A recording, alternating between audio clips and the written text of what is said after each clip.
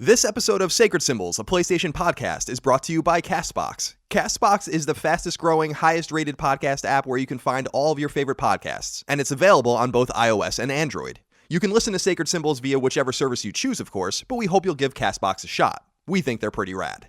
To get each episode of Sacred Symbols 3 days before the public, completely ad-free, please consider supporting the show on Patreon at patreon.com/ColinsLastStand. Perks for support include not only getting the show early and ad-free, but you can also gain access to monthly exclusive podcasts, and supporting on Patreon is the only way to get your listener mail read on the air, and much more. Plus, supporting Sacred Symbols on Patreon also nets you perks for other Colin's Last Stand shows automatically, including the nostalgia and retro podcast Knockback, the YouTube series dedicated to gaming called SideQuest, and the eclectic interview podcast Fireside Chats. Thank you for your generosity, kindness, and support. Without you, Sacred Symbols and all things Colin's Last Stand would not exist. But enough of that. On to the show.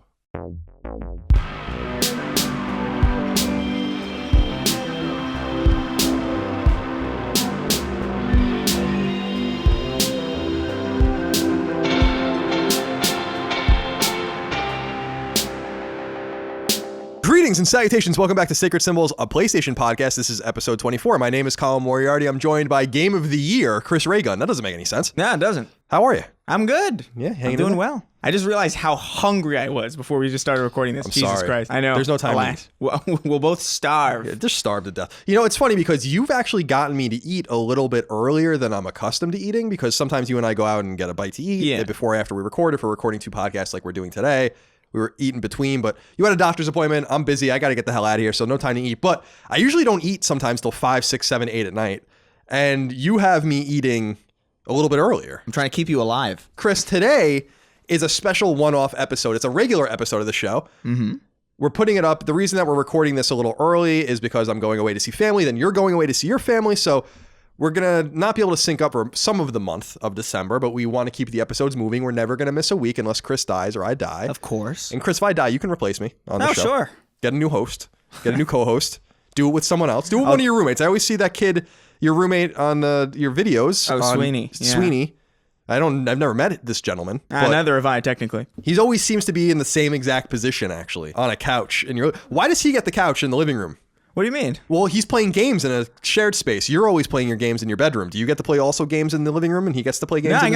I got my room. My room is perfect. So he doesn't want to be in his room? No. Oh. I have 3 roommates and 3 bedrooms. So we have one really large living room that's like segmented. So he's got his own little part of the living room. Oh, he's got a little nook? He just plays in the. Does he pay less than everybody else? A little bit, yeah. Yeah. So, Chris, today's episode is all about our most anticipated games of 2019. And so what I asked you to do, when you did, is you provided me a list of, in order of preference, of the games that you're looking forward to. 1, 2, 3, 4, 5, 6, 7, 8, 9, 10. From most excited to, I don't want to say least excited, but the least excited of those 10 games. I did the same thing. Mm-hmm. And then I did a very complex mathematical equation. And by complex, I mean I didn't do a complex thing to it at all. I just did some basic arithmetic. And what I did was, I took my list, I took your list. Your top game got 10 points, my top game got 10 points, and so on and so forth until the 10th game got 1 point. I put them in order. And what's interesting, and I didn't know that it was going to work out like this, but it did, is that we could have had a minimum of 10 games on this list, assuming that we all crossed over completely, or a maximum of 20, assuming that we all had separate games. Yeah. We have 16 games on this list, which means that we had like kind of half and half. 5 or so unique games for my list, 5 or so unique games for your list. We're going to talk about them in descending order. Is that right? No, ascending. We're going to talk about them in ascending order. Going up to number 1. We're going to go up. Okay, good. From 16 to 1. And I put a thread on Sacred Symbols or Colin's Last Stand's Patreon channel that you guys all support the show on to solicit comments on this. So we also have people's input on a lot of these games, which I think is going to be fun. So this is going to be a fun one-off as we anticipate 2019. We look forward to it. Based on math, here's what we have so far, Chris. Number 16 is Anthem. This game comes out on February 22nd. It's developed by Bioware. It'll be published by Electronic Arts. Chris, you placed this 10th on your list. Yeah. So it got 1 point. I didn't have it on my list, so it got 0 points for 1 point. Yeah. So barely made the list. Tell me why you're excited about Anthem. I'm interested in it. I'll be honest, I forgot about it entirely until I was thinking about games that were coming up, and I was like, oh yeah, Anthem. That's interesting, I think. Probably. You got jetpacks and stuff. That's fun. Everybody likes a good jetpack. No grappling hooks, though. No grappling hooks, but I mean, hey, jetpacks are a good second. So that's like your secondary or tertiary kind of but jetpacks are more hit and miss than grappling hooks. You know, there's no Spider-Man of jetpacks. You know what I mean? There's Dark Void. You remember that game? Yeah, of course. I loved that part of that game. Dark Void. And then every time you got off the jetpack, it was pretty. For some reason, I have this memory of Dark Void. I only played about through half of it or so, and then I couldn't take it anymore. That's more than I played. For people that don't know, it's kind of like a Rocketeer type character.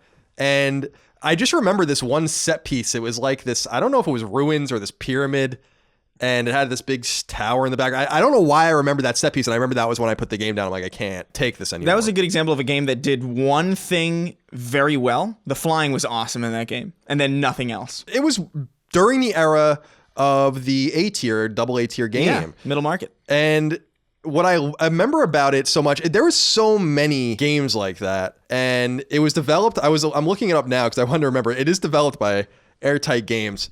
I forgot about these guys. I don't think they exist anymore. Yeah, they went out of business in 2014. Yeah, Murdered Soul Suspect. Do you remember that game? Yeah. That was their last title. And Dark Void was their first game. And published by Capcom. So they existed for a while, but then they went away forever, I guess. Anthem for me, I don't know if it's going to be good. And I actually, we talked about it on the last episode. We might know about this by the time you're hearing this, the audience, but Bioware is planning a Dragon Age related announcement. And excuse me, I burped. I wonder if there was a connection to that to say like, ooh, we're not super confident about this game. We want to remind you, very similar to what Bethesda did with Fallout, or actually with the Elder Scrolls 6 and Starfield, where they're like, we're not just going to do this. Yeah, we've talked in previous episodes about our predictions about what games would kind of miss out because it's been a very crowded schedule. I know March and February is going to be a very crowded launch window for anything that's coming out. And I remember early on, I predicted Battlefield 5 and 76 were probably going to be the ones that were hurt pretty bad this time around, and it seems like that's the case as it stands now. And I have a really strong feeling that Anthem is probably that game for that window. I don't know. I forgot about it entirely. They've been so silent about it. When is Anthem coming out?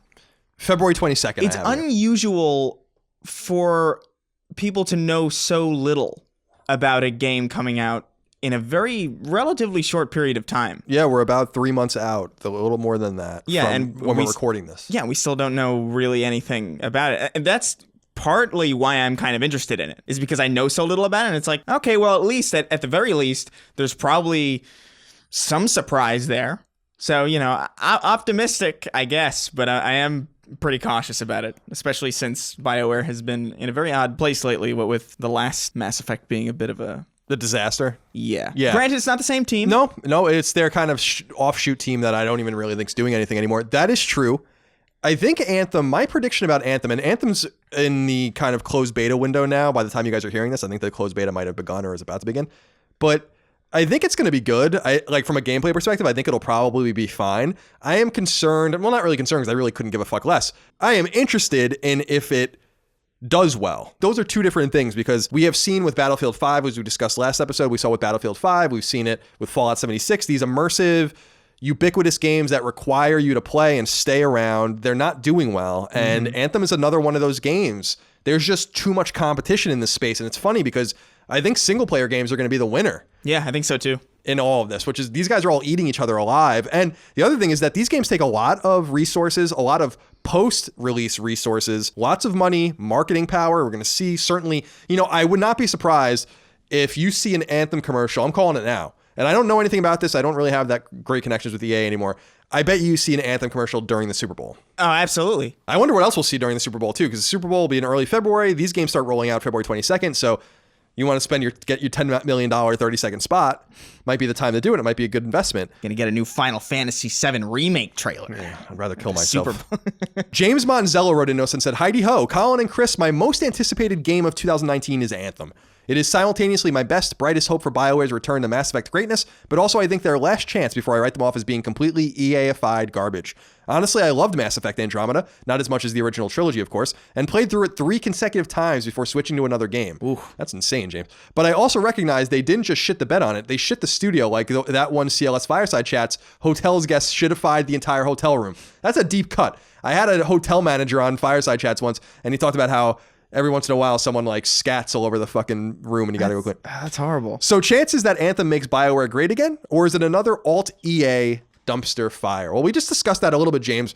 I think this is a coin flip. I think if you're going to judge the game based on its quality, it reminds me of Evolve from Turtle Rock. Evolve was fine. A solid game that doesn't grab anybody. Exactly. That's exactly right. I think that you have this situation where I don't think this game's going to be broken. I think, if anything, it gets delayed. I think EA would rather delay the game than have it be anything less than ready, especially with Battlefield 5, especially with Battlefront 2, especially with all these examples of them shitting the bed. But I don't know if people are going to care. Yeah, I'm pretty much on that boat. I'm interested in it, though. Paul Gleichman also wrote into us, Chris, and said, "Hey, Colin and Chris, hope you're doing well." Are you doing well? I'm doing well. Oh, good. Personally, I always just make an assumption. I just skip over that part personally. Personally, I am looking forward to the Division 2. My question is, and we'll get to the Division 2 later. My question to you guys is, what do you think will end up happening with Anthem? Do you think Bioware will be able to piggyback off of the not-so-successful Destiny 2, or is it doomed to fail to it being really so close to the Division 2? I've missed wherever this sacrificing infants thing came from, but I guess keep doing it? Question mark. Happy holidays. Thank you for your honesty, Paul. We're going to talk about the Division in a little while, but the one major thing we have to consider here, Chris, is not only is Anthem kind of not boding well, considering Fortnite sucking all the energy and all the oxygen up, PUBG to a lesser extent. We just talked about the failures of all these various games. But then, at the same time, in the same window, another identical game comes out, basically. That, by the way, is not a new IP. That's an IP that people enjoy and dug and might actually have a propensity to go towards. Mm-hmm. So do you see that playing out in an interesting way too? They're going after a very similar gameplay philosophy in the sense that it is like a kind of shared world shooter, but I do think they grab different people. Like personally, the Division I felt was remarkably bland. I could not get into the Division. Anthem, from a sheer gameplay perspective, I feel like I could probably enjoy it playing it alone, which was not the feeling I got with the Division. That's the only saving grace that I could see with it. It's like I get to be Iron Man, basically. That's kind of fun. I can be Iron Man with people. Okay. You know, but Iron Man? Iron Men's. Iron Man? Iron Man. Well, we'll see how it all turns out. I like Bioware. Going back 15 years now, I want them to regain themselves, but to the point, and I think we've been beating around the bush, Chris, a little bit, and I think James talked about it a little bit in his letter, but this might be BioWare's last chance. EA isn't shy about shutting things down. Oh, no. They've got quite a propensity for it, in fact. And so even with this Dragon Age announcement, Mass Effect, I'm sure, is not dead. BioWare is really taking a beating. And I think that I'm more interested in how they turn out than Anthem itself, but we'll see. Yeah, I hope they end up being okay because, nobody wants them to go the route of Pandemic or any of these other studios. Yeah, Visceral and Maxis and all these other, yeah, exactly. Number 15, Chris, on the list. Catherine Full Body. This comes out at some time in 2019. It already has a release date of early 2019 in Japan. Atlas is making it internally. Atlas is publishing it. Chris, you didn't vote for this. This wasn't on your list. This was 9th on my list, so it got 2 points. Now, did you play 2011's Catherine on PlayStation 3 and Xbox 360? A little bit. Okay. So for people that don't know... It was like Qbert, right? Yeah. And Catherine, that came out in 2011, is a really, really, I think, a special game. And one that I've really been enamored with for a long time. And what it is, for people that don't know, is Catherine was created actually by Persona Team, which is pretty interesting. So this was a game that was created in between Persona 4 and Persona 5. And the port's not being done by them. Atlas is handling the port, basically. And it was available on PS3 and Xbox 360. Came out early 2011 in Japan, I think in the middle of 2011 in the States. And it's about a guy named Vincent who is kind of like this 20-something-year-old. He has a job. He's kind of going through the motions. He's got a girlfriend named Catherine with a K. And he has this basically girl that he's kind of into named Catherine with a C. That's not his girlfriend. And I don't want to get too into the story because it does spoil it. But basically every night, Vincent has a nightmare about the situation he's in. And it turns into a game of Qbert, basically, where he's trying to like escape these women and escape all these various things that are happening to him, or he'll die basically in his sleep. And it's just a really, really special game. So Atlas is bringing it back in terms, and they're calling it the Catherine Full Body Edition. And it'll be on PS4 and Vita. And it's just a re-release with some added kind of stuff, some new features, some new characters, but basically the same game. And I'm super amped about it because I think a lot of people missed this game the first time around. And in lieu of getting a Catherine sequel from Persona Team, which is never going to happen, they take forever to make any game. This is about as close as we're going to get. So I can't help but be really excited about Catherine Full Body. And hopefully we'll get a release date for it soon. My assumption is summertime is a good time to release that game. Probably. And I'm wondering if we're going to get the Vita release here or if they'll just put it on PS4. It came out in Japan. Atlas just put Persona 3 Dancing All Night and Persona 5 Dancing All Night or whatever on Vita here. Right. So they are still doing Vita games, but a lot of games now are being released on Vita in Japan, and then they're just releasing the PS4 version here, which is Too bad. Yeah. But there's just not a market here anymore for Vita games. So there's Catherine Full Body. Number 14 is Control. Control has a nebulous 2019 release date. Remedy Entertainment is the developer, and 505 Games, interestingly, is the publisher, this could potentially be 505 Games' biggest game ever. Yeah, probably. You guys might know Remedy Entertainment, or you do know them from Alan Wake and from Quantum Break. Max Payne. And Max Payne, of course, before that. Chris put this 8th on his list for 3 points. I didn't put this on my list at all. This was one of my runners up for sure. Yeah. Tell me a little bit about why you're excited about Control. I mean, this looks a lot like Quantum Break 2, basically, to me. Kind of, yeah. I've always really liked Remedy games, even though I know that they're pretty flawed. Like, I really liked Quantum Break, even though it was probably the weirdest exclusive game on the Xbox One. It's got like actual live action TV episodes in it. It's like, what is this? What's happening? This is the weirdest. This is so nonsensically odd. But I've always enjoyed the stuff that they do. I really liked Alan Wake. I really liked the original Max Paynes. I enjoyed, Quantum Break, even though like a lot of people didn't like it. Fair enough. Fair. But this looks cool. Like I like telekinesis as a game mechanic in general. It's always fun to mess around with. I loved it in the Destroy All Humans games, and I haven't seen them since, really, utilized in the same kind of sandbox heavy way that it seems to be used, or at least what little has been shown of Control. I like the devs. I like the concept. It looks neat. It does look strikingly like Quantum Break, although I have a feeling that it might just be how Remedy makes realistic looking things, It could be. They don't necessarily have a distinct art style. Well, when I saw the game, I thought it was in that universe. I don't think it is. I think Microsoft owns at least the rights to, if not to the IP, to the original game. So I don't think they can even cite it in a sequel. Yeah, definitely not. It's the same thing with Insomniac and Sunset Overdrive. Like Sunset Overdrive, Insomniac owns that IP, but they do not own the publishing rights to the first game. So it's kind of like this weird thing where it's probably never going to be on PlayStation. Although it did come to PC recently. It did. And so I look at this game and I kind of am gleeful about it because even though Quantum Break I don't think did well enough clearly for Microsoft to remain in bed with Remedy and create a sequel, just like with Alan Wake, they kind of made that Xbox Live sequel, but they never really made a proper sequel.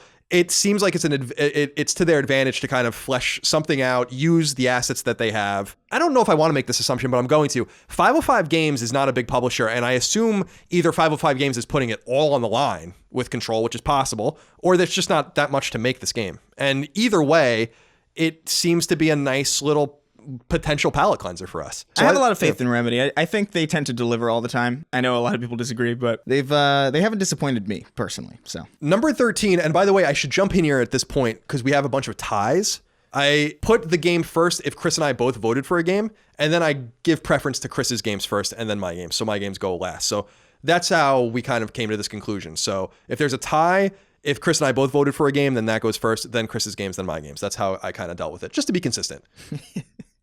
Number 13 is Days Gone. Yep. Comes out April 26th by Sony Bend. Will be published by Sony. It's a PS4 exclusive. Chris, you voted for this as 9th on your list. I put it 10th on my list. Oh. So 2 points and 1 point, respectively, for 3 points. And this game would be higher on my list, but I'm tired of talking about it. I feel like not the game itself, but the talk about it is getting contrived. Mm-hmm. And it was almost not on my list at all. And because of that, but I feel like that's unfair because I am really amped to play it. But in researching for this list, I was like, wow, man, there's a lot of shit coming out in 2019 that's really good. Plus, we also played a little fast and loose with a couple of games on this list, or a few games that aren't necessarily coming out in 2019. We think they're coming out in 2019. We'll get to those later, so that's important that they're out there as well. We want to have a little bit of fun. But why are you excited about Days Gone? I mean, you're excited enough to put it 9th on your list. So there's some sort of, even if it's a little tepid, there's some sort of excitement there for you. I'm really curious about it. I mean, I've talked a little bit before about how I think it's just an odd decision to make a realistic zombie apocalypse survival type game with a heavy narrative focus that seems to be taking itself very seriously and release it around the same time as The Last of Us. I always thought that was a weird choice. I would have preferred to see them take a more Sunset Overdrive approach, just because I feel like it would flesh out the feel of the PlayStation library a little bit more than it currently is. Yeah, because it's very somber. It's very somber right now. Yeah. We got Kratos trying to be a dad, You got Detroit. I guess Spider-Man's gives us a little bit of levity. Even Spider-Man had some. I mean, it had its moments. Yeah. It had its moments. But I think I'm mostly just curious about how Bend handles this, having never made a game on this scale before. And I hope it does well. It is mostly a morbid curiosity. Like, how can these guys fare with the rest of the competition? I'm super interested. I know it's getting trite at this point because we've talked about it so extensively. I feel like this is actually the game since we started Sacred Symbols 24 episodes ago that we've probably talked about the most. Yeah, probably. That isn't out yet. And so I know that what I'm about to say is trite for a lot of the audience too, but I feel like I need to say it. I feel like you had mentioned how are they transitioning from, making the games they used to make? And the last few games they made have all been other people's IPs. Golden Abyss for Uncharted. You had Resistance Retribution, which was an Insomniac IP on PSP. But you asked, how are they going to fare making a game this big? And the answer from my point of view is they aren't faring very well. Like, I don't know what the end result's going to be. I am optimistic about the end result. But Uncharted Golden Abyss was their last game. And by the time this game comes out in April of 2019, the last game that they released was December 2011, almost 8 years in between games. So I think that the interesting thing is that much is riding on how Days Gone does. And it's not only going to be about its commercial success, but also about its critical success, because games that have been more tepidly critically received, like Riggs, for instance, on PSVR, that shut a studio down. Drive Club shut a studio down. Like, I don't think Sony's fucking around anymore. And if anything, it seems like they're taking the exact opposite tact of Microsoft, where they're looking at their resources and their management of their resources here, both from a development standpoint and from a library standpoint, are being like, we're not messing around. And my only hope is that they bumped the game out of February. They basically admitted that they did it because they were afraid of February's release schedule. And they did give Bend all this time to make it, because they could have easily canceled it a long time ago. And as I've told you, I've heard many rumors over the years about the things that they tried, the false starts that they had, porting Golden Abyss and doing all these kinds of things. So I'm not saying that they spent all of this time making this game, but they spent most of it. And so we'll see how it all goes down. Connor L. wrote into us with a very bold proclamation, though, Chris. He says, Days Gone is going to be considered one of the best games of 2019. My prediction. More importantly, I want to know what your expectations are for the game. Mine being that I expect a great growth system of the character, great environmental storytelling alongside a strong, well-told story. Let me know what you guys are expecting. So as we go into this, you were saying that you would like something, Chris, a little more comical, a little more irreverent, a little bit more stylized, because it feels like there are elements that are stylized. I don't know if we talked about this on the podcast or if we talked about this at lunch or some other time, but the fact that this is a very serious toned zombie game where your main mode of transportation is the loudest vehicle you could conceivably have already kind of strikes me as kind of comical. It just seems odd that was the choice given the tone, It's funny you say that, because we did talk about this on the show, and I had never thought about that. Never thought that this guy's cruising on. These aren't like Kawasaki Ninjas either. They're riding. They're riding like Hogs, like Harleys, really loud bikes. You have got to assume, Chris, that plays into the story. That has to play into it. Maybe they're deaf. Maybe. It could be like that. We were talking about that Josh Krasinski Quiet Place. The Quiet Place. That could be a good way to... Where it's the exact opposite, where they can see maybe, but they can't hear. Yeah. And so they're able to get around, and they're able to be loud and boisterous, but then that ruins kind of the gameplay. What's the danger? If they can only see you, then can't you just completely avoid them? Yeah, I don't know. There's a lot of things about it that kind of have me interested. I'm so curious. Jake Whitaker wrote into us with a similar concern that you expressed before. He said, hey, Colin and Chris. Chris went first. Or I'm sorry. Jake Whitaker said, hey, Chris and Colin. Chris went first because Colin usually goes first. Oh, thank you. Just have a question about Days Gone. Am I crazy, or does it seem strange that Sony has another first-party studio making a Freaker game? The Last of Us is crazy successful, and I know that they are different styles of game, but still, seems a little strange. What do you guys think about that? It is. It definitely is, but don't you think, Chris, that this is a sign that this wasn't the intent? No, that Days Gone is probably 2 years late? It definitely was not supposed to release around this time, 100%. They would not have ever thought to do this otherwise. That's my major thing with it, is that, again, we're assuming The Last of Us is coming out in 2019. I think that that's a safe bet. That's my take on it. You guys can take it or leave it. I think it's a pretty safe bet. The Last of Us is coming out in 2019.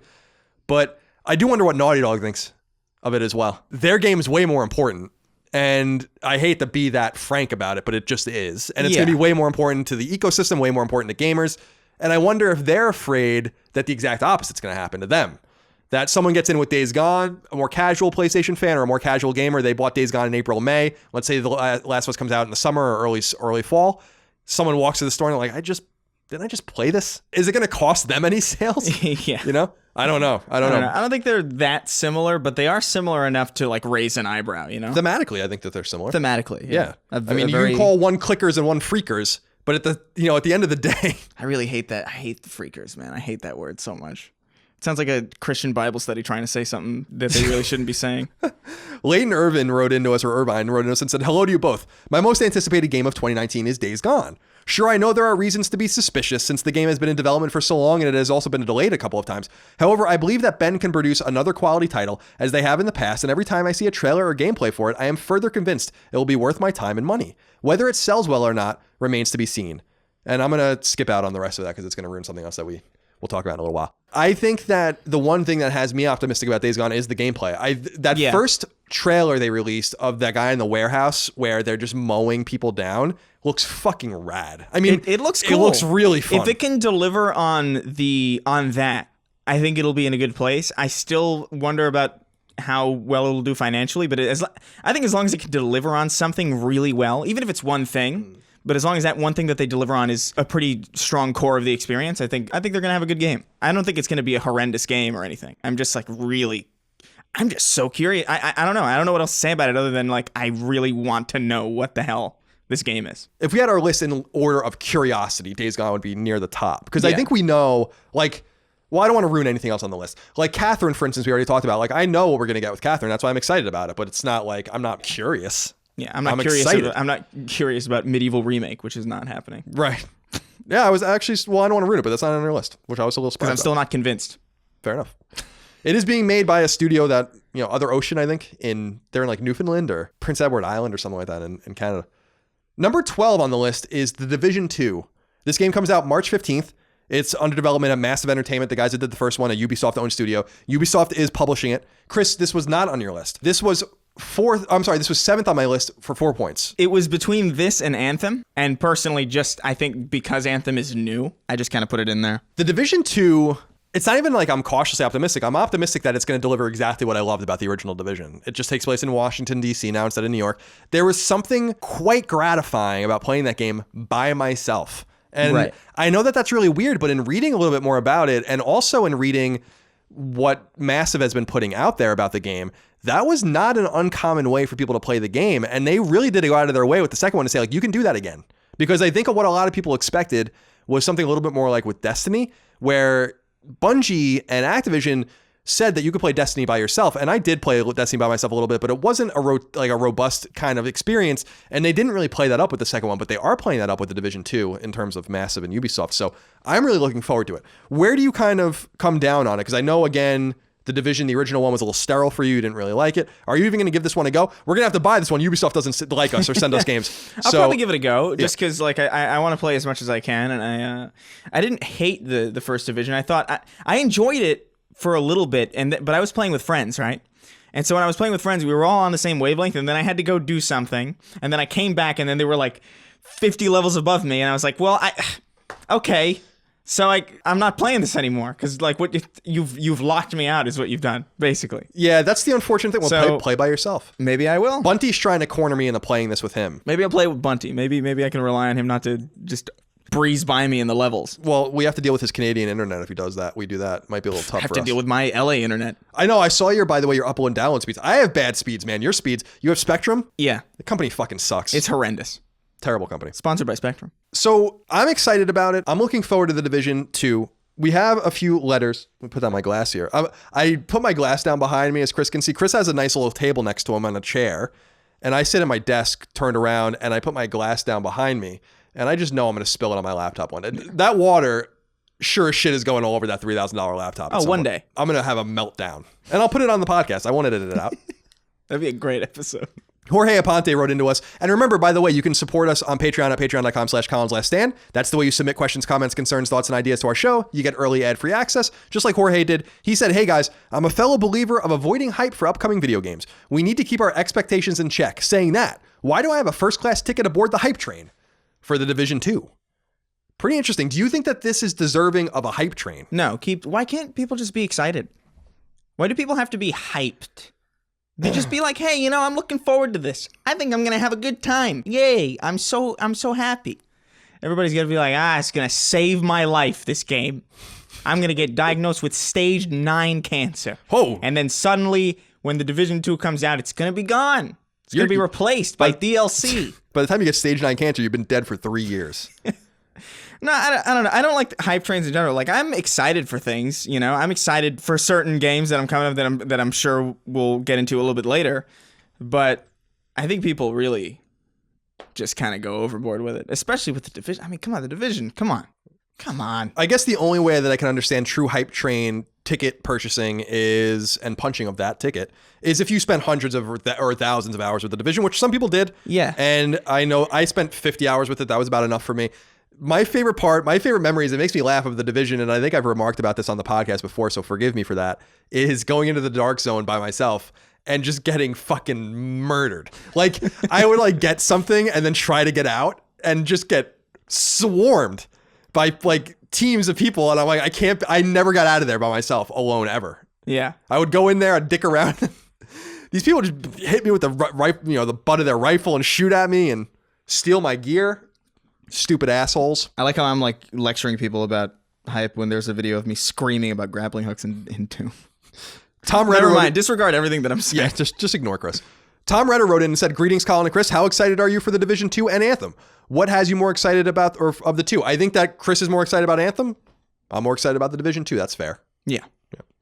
And finally, James Gallus wrote into us and said, "This is a game that does not get much love for anticipated 2019 games, and I know Colin is excited about it. The Division 2. I got the Platinum in the first Division and routinely come back and still play it. The game now is where I think players wanted it at launch. Do you guys feel like this game will learn from all the feedback, or will they fall into the Destiny 2 model and repeat errors?" My take on this, Chris, I don't know if you agree, is that I made fun of Ubisoft for announcing their DLC plan at E3 for the game a year early. And I think that's still absurd.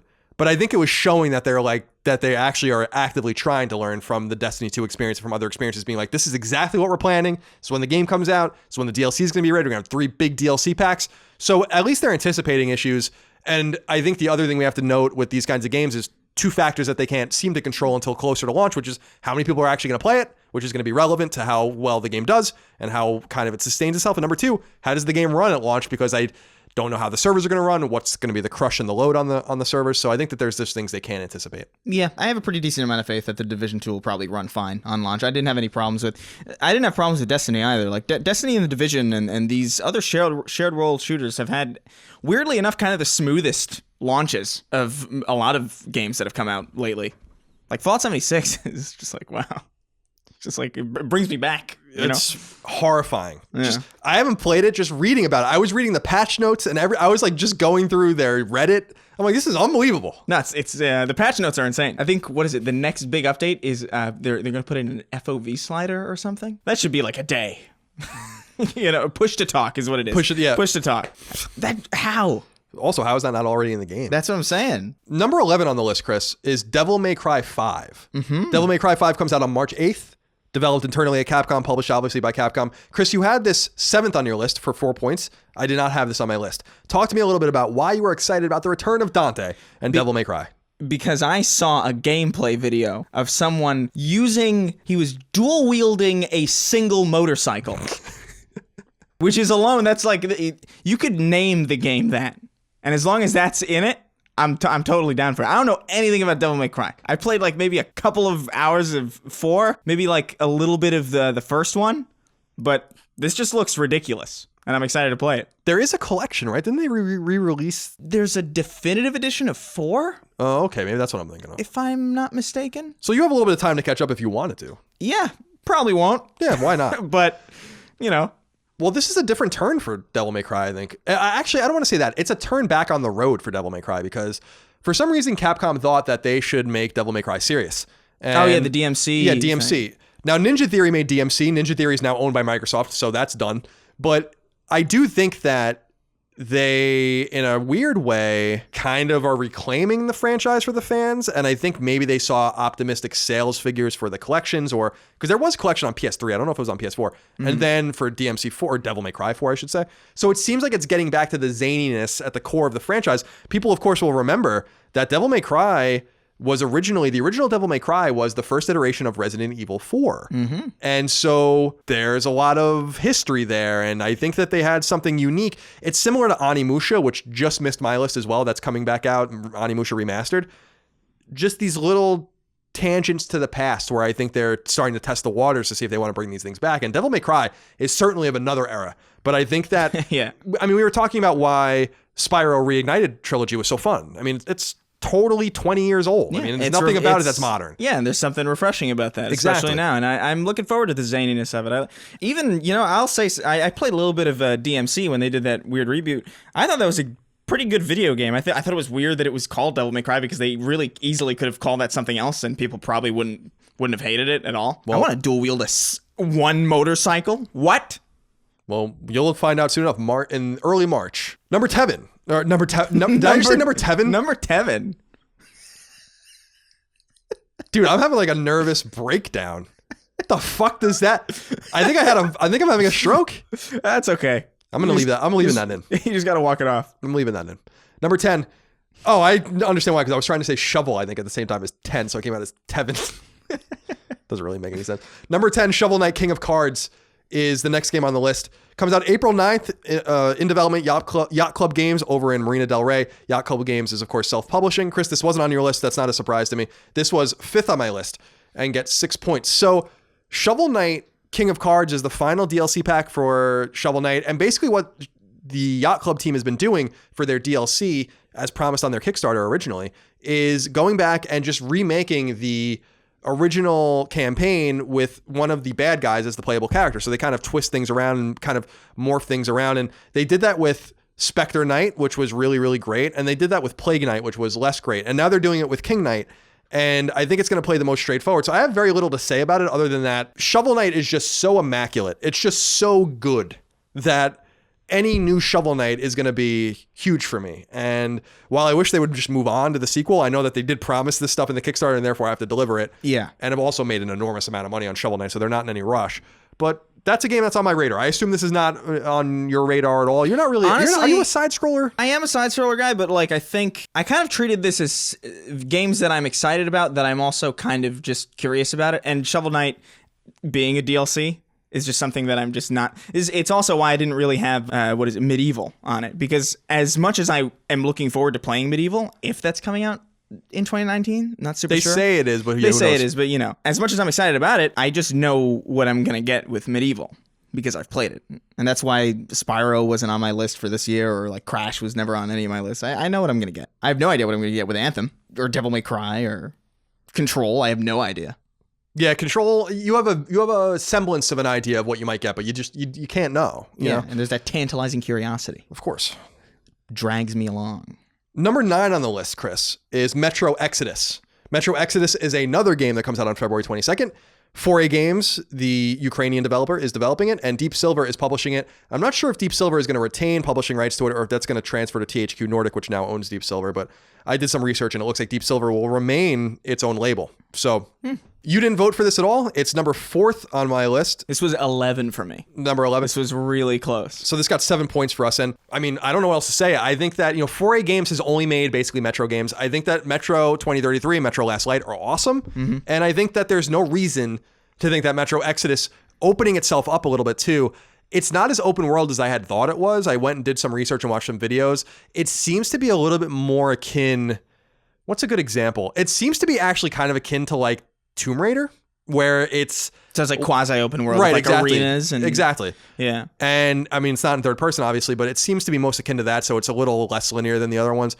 But the gunplay is really fine in 4A games, and they've taken their time. This game has been in development by the time it comes out for almost 5 years. So this has been incubating for a really long time compared to their original games. So, for people that don't know, all 3 Metro games are based on these Russian books, these Russian post-apocalyptic books, Russian language books.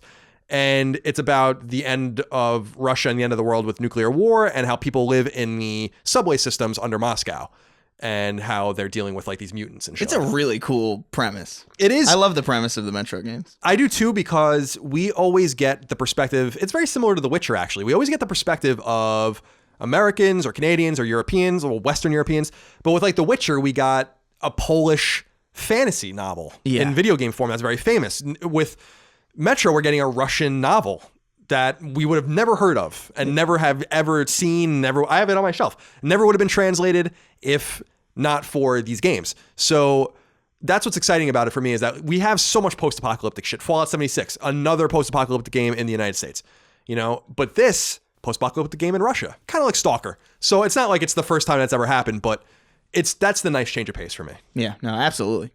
So I'm looking forward to Metro Exodus. I know Chris is excited about it too. David S. Graham wrote into us and said, as it stands, Metro Exodus is by a wide margin my front runner in terms of personal interest, but I feel like there's far more mainstream interest in Anthem and Crackdown, particularly because of how important they are to the images of Bioware and Microsoft, respectively. We're not going to talk about Crackdown, obviously. And by the way, I should note that to be on this list, the rules are the game has to be on PS4. That's it. Yeah. So no exclusives for Microsoft on this list or anything like that. PC games. Love that you kept these specialty episodes. Peace out. Well, this is kind of a hybrid of a specialty episode because I'm numbering it. This is its own episode. So shut up, David. But Metro Exodus is, I'm excited about it. I think that they would be very wise to delay this game. That's the one thing I will say. I think that this game should be shoved out of February, put it in mid-March or late March. Even if it's done, or they can do what I've been begging everyone to do for a while, push it up if they can do that. Get it out in January. That would be crazy. That'd be awesome. So we'll see. But Metro Exodus, definitely on the list. Number 8, I have this as Dying Light 2. Now, this is the first time we're playing a little fast and loose here. Dying Light 2 is not guaranteed for a 2019 release date. In fact, they have not said that they're releasing it in 2019 at all. That's why I didn't put it on. The reason that I think it's coming out in 2019 is because the original Dying Light came out in the beginning of 2015. So it's been a while. How long are you possibly going to take on this game? Now, the following, which was Dying Light's big DLC pack, was created internally. So for Dying Light 2, maybe 2019, Techland is developing it. Interestingly, Techland is publishing it. WB published the first one. So Techland is publishing it itself. They made a ton of money on Dying Light. So Dying Light is a great game. Dying Light for me, pound for pound, Chris, is the most underrated game of the entire generation. And what I mean by that is it's the game that it's a top 5 game of the generation for me, and no one talks about it, even though it sold like 10 million copies. So I don't know who's playing it, but no one talks about it. And I just went back. Because they're too busy playing and having fun. I hope so. I went back earlier this year. I think after I beat Platinum Bioshock 2 and Bioshock Infinite, I went back and played Dying Light again and actually beat it, 100%ed it this time, which I didn't do the last time. And it's so good. It's almost perfect in terms of its gameplay. Like its hook, its day-night cycle, its quest system, the world. It's the story that it's kind of the voice acting. It's got a little bit of Resident Evil classic kind of voice acting moments. I think some of that might have to do with it's an Eastern European game. I don't know if they're using local talent. There's some famous people. I think Troy Baker is one of the voice actors. I could be wrong about that. He's probably in everything. But what I liked about it was that it takes place in a fictional country, but it's basically, I think, Turkey. And that's another just random ass place for a video game to take place. And I thought that was super cool. It's not American City. It's not Chicago. I just like the fact that I got to play a Mirror's Edge game that wasn't Mirror's Edge. That parkour system is so fucking cool. It works. It's so neat. And it works really well in that zombie game. Yeah. It works in first person. I mean, I was never a big fan of Mirror's Edge. I never really understood it. I didn't play the new one, so I don't want to speak to that. I don't think anyone played it. Mirror's Edge, it reminds me of Beyond Good and Evil, and I've been saying this for a while. Beyond Good and Evil is one of those games where Ubisoft's making a sequel where no one really wants it. It's like everyone talks about Mirror's Edge as if everyone played Mirror's Edge. It's just one of those things where it annoys me where I'm like, well, listen, I definitely wanted a sequel to Mirror's Edge. I was hoping it would have been better than what we got, which was kind of like a weird prequel or like a weird retelling. It was weird, man. Catalyst was odd. So anyway, we have that to look forward to. Maybe. Dying Light 2 maybe coming out in 2019, but I would be loath not to put it on the list, and I want to play a little fast and loose on this list anyway.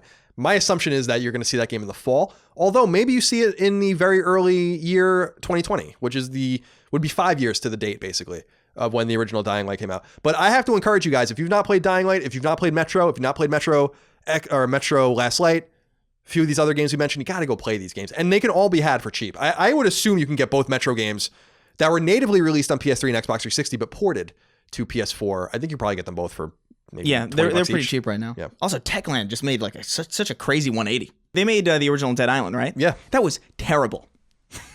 That was a terrible game. Yeah, Dying Light, in my opinion. Or Dead Island was rough. I remember playing it for a few hours, and what I was getting frustrated by, because I don't know if you've noticed this, but I'm insane. And so I'm OCD when I play I like to open the container. I was opening so much luggage in Dead Island, I couldn't take it. I'm like, what am I doing? You know, I couldn't move anywhere. I'm walking around with a goddamn bow door, opening people's luggage in this, and I'm like, I can't play this. That just sounds like a Colin hang-up. Yeah, maybe. Number 7 on the list, Chris. Resident Evil 2 Remake, also known as Remake 2. January 25th, early release. Capcom internally developed, Capcom published. Chris, this was third on your list with 8 points. This was not on my list, although it only just missed it. I crossed it out at the very end and put something else on there. Talk to me a little bit about it. I'm excited about it. We haven't gotten a remake I'm excited about it in a long time. I'm excited about it, and I'll tell you why. And this is going to probably sound really weird. I've played the original Resident Evil, Resident Evil 4, Resident Evil 5, Resident Evil Nemesis, but I've never played Resident Evil 2. Oh, interesting. I've never played it. Some people consider that the best one. Right. So I'm actually genuinely curious. Ever since I heard about this, and I've been going back through like my library, making sure like I'm playing all these old like PS1 games just because I miss them. And I had the option to, I have Resident Evil 2 on my PS Vita, but I haven't touched it because I kind of want to see what the experience of that game is like for the first time with me in this new kind of take. I'm really interested to see whether or not it can kind of grab me. You played Remake, as it were, like the GameCube version of it that was then ported to PS3 and PS4. Did you play the first one? Yeah. You know, they remade Resident Evil on GameCube, and then they ported it to PS3, and then they ported it more recently. No, I played the director's cut. Oh, you should play Remake. Yeah. I would be very interested to see what you think of it, because it's very similar to this. All right, and I'll give it a shot. Yeah, I think it's great. I got time. I think it's great. Tanner Brandt wrote into us and said, Resident Evil 2 Remake, baby. A lot of good stuff coming out early next year. And William Harding wrote into us and said, hello, just jumping in to say Resident Evil 2 Remake is going to whip some serious ass. Nate McKinney wrote into us and said, Colin and Chris, it does me good to write to you. Let's talk about the E3 2018 Game of the Show and future Game of the Century contender, Resident Evil 2. Seriously, though, I am so psyched for this game. RE is my favorite franchise, and RE2 my favorite game of all time. When I first played the remake of the original RE on GameCube back in 2003, I remember thinking, quote, I want them to do this for part 2, end quote. I've been beating that drum ever since. Nearly half my life I've been waiting for this game. So my question is twofold. Are you guys excited for the RE2 remake? Why or why not? We've already discussed that. And 2, have you ever waited a really long time for a game? If so, what was it, and did it live up to your hype? Thanks for putting out a great show every week. I think I'm just going to put Days Gone in that category, and then we'll talk about it in a few months. That's the game that you've been waiting for years? I mean, I can't think of too many other things that where I'm like, you know, games sneak up on you all the time. And you're like, oh yeah, you know. I was waiting for Destiny for a really long time. Just because I knew that they teased it in 2008 and it didn't launch until 14. Did they tease it that early? I don't even think they teased it that early. Before the relationship with Activision was even... Yeah, they teased it before they even finished their actual last Halo game. And because they had like posters in the game, like Destiny awaits. I was like, what's that? What is that? Oh, that's cool. I don't even think I knew that. Yeah, it's one of the neatest things I've ever seen. And then Destiny is here. Well, I'm excited about Resident Evil 2 Remake. I think that's a totally legitimate thing, although I'm shocked that you've not played Remake. It's so good. I just never came across it. I had a GameCube in my household for maybe a couple weeks because I think an uncle of mine let me borrow it, and I pretty much just played Mario Sunshine and Metal Arms Glitch in the System. Well, lucky you. You really got to the bottom of what GameCube was all about. So good on you. I had Melee. Jesus. Number 6 on the list, Chris. Wolfenstein Youngblood. Mm-hmm. 2019 release date, nebulous right now, but it is coming out this year. Machine Games is creating it natively, and Bethesda will be publishing it. Chris, this wasn't on your list. This was number 2 on my list for 9 points. That's fair. I can't argue with that. I love Machine Games, and I love what they've done with Wolfenstein. I think that Wolfenstein 2 was a little bit of a step in the wrong direction for me. I know this is weird for me to say because you and I both like really hard games, and I really thrive in that. Wolfenstein 2 was fucking hard. That was a really unnecessarily hard game on normal. Yeah, no, I agree. I put it down pretty quick. I played because I went to hard immediately. I'm like, all right, I'll play it on hard. That's what I do with shooters in general. So, all right, so let me explain this. So I'm confusing everyone. In 2014, Machine Games released Wolfenstein The New Order, which was a new Wolfenstein game, Machine Games' first game. Machine Games, of course, has a provenance with Starbreeze, which is a studio in Sweden. They kind of split off and made their own games. They're in now a first-party Bethesda studio. And that game was awesome. Terrible intro, really bad intro. But other than that, it had this intro lasted way too long. It was fucking bizarre that it ever even got out of playtesting. But a really amazing game. And then they released The Old Blood, which was the DLC pack, kind of like the standalone 10-hour game that was kind of based on the original Wolfenstein game, which was even better. And I loved it. Loved it. Mm-hmm. Loved it. It was so good. And then Wolfenstein 2 came out, the new Colossus, and it was good. It was very good. But again, I think balance issues, maybe a little long in the tooth. Also, that open world hub the submarine or whatever it was. I fucking hated that thing. I couldn't find my way around it. Broke up the entire experience. That was one of the things I didn't like about, this is a complete tangent, but Splinter Cell Blacklist had a similar thing like that, where they had like this weird like base, and it was like, it's an open little hub. It's a little hub world. You could choose missions out of order. And it's like, give me a story to play through. I don't it reminded me of Croft Manor a little bit, some of the Tomb Raider games. Where it's like, I don't really need this. This is not really what I wanted. I want you to just bring me to the next place. That had charm back in the day, though. Now it's like, please, just let me play it. We're so fickle because we always wanted choice, and now we have choice, and now we don't want it anymore. Yeah, or at least that's enough of this choice here. But Wolfenstein Youngblood is very similar to the New Blood, which was kind of the DLC spin-off. So this is a prequel to Wolfenstein 3, which will come out on id Tech 7. I was reading, I don't think id Tech 7 is even ready yet, but id Tech 7 will run Wolfenstein. That might also be what's running Doom Eternal, but I don't know. And this takes place in the 80s, which is super fucking cool. I'm excited about this. Philip Guglielmo wrote into us and said, "Hey, Colin and Chris, this question concerns an old and upcoming game. Hope that's all right. While I'm excited for Wolfenstein Youngblood, I was very let down by Wolfenstein 2, and I'm honestly rather puzzled as to why it received such great reviews in comparison to the slightly more lukewarm reception of The New Order, one of this generation's greatest games in my humble opinion. I was wondering if I can get your thoughts on the new Colossus, and if there's anything about the gameplay you guys would have changed or modified in Youngblood. As we discussed already, Philip, my personal take is that just make a linear story. The Machine Games, Wolfenstein games do a nice job of giving you replay value where you can go back to the maps and like fuck around and stuff, and I like that. But yeah, get rid of the hub. I think that was a common thing, and I have to say, this might be a little divisive, but it's how I feel. I think a lot of the positive reception about Wolfenstein 2 had to do with the environment in which it was released in. It's like, you're fighting the Nazis, you're killing the Nazis. Bethesda really played up the anti-right-wing, anti-Nazi, all that, which is totally fine. The imagery and all that kind of stuff. It's probably the best place to do that. Right, exactly. Fairness. I was like, okay, this makes sense. And I think it's clear as day, if you follow some of these people, and I do, and I've read their stuff, that they loved that. They felt like Bethesda was playing into the moment. Now, I thought that was silly because the game had been in development since long before Trump even won the nomination.